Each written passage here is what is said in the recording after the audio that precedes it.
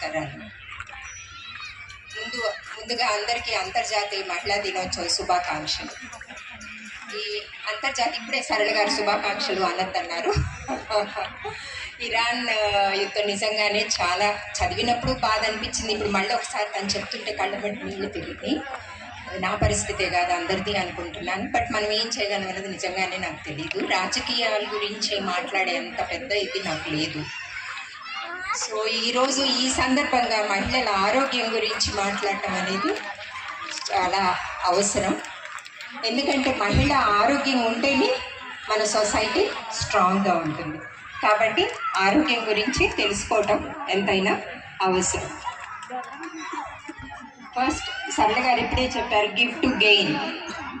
మనకి ఇవ్వటం ద్వారా, మహిళలకి సపోర్ట్ చేయటం ద్వారా, ఎంపవర్ చేయటం ద్వారా డెఫినెట్గా నేషన్ డెవలప్ అవుతుంది. So that is meaning of give to gain.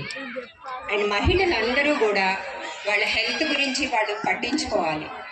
మామూలుగా సమాజంలో మహిళలు వాళ్ళ హెల్త్ ప్రిఫరెన్స్ మటుకు లాస్ట్ని పెడతారు.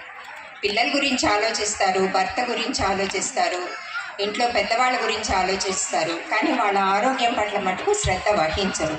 కానీ ఆ మహిళ ఆరోగ్యంగా ఉంటేనే సమాజం స్ట్రాంగ్గా ఉంటుంది. కాబట్టి మహిళలు వాళ్ళ గోల్ రీచ్ అవ్వాలన్నా కూడా హెల్తీగా ఉండాలి. సో హెల్తీగా ఉండటానికి ఏం చేయాలి?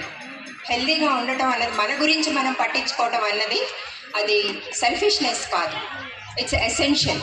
మన నేషన్ డెవలప్ అవ్వాలంటే అది అవసరం.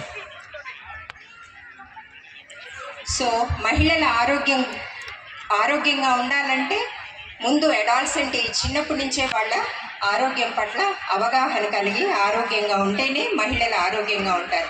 చిన్నప్పుడు ఏది పడితే అది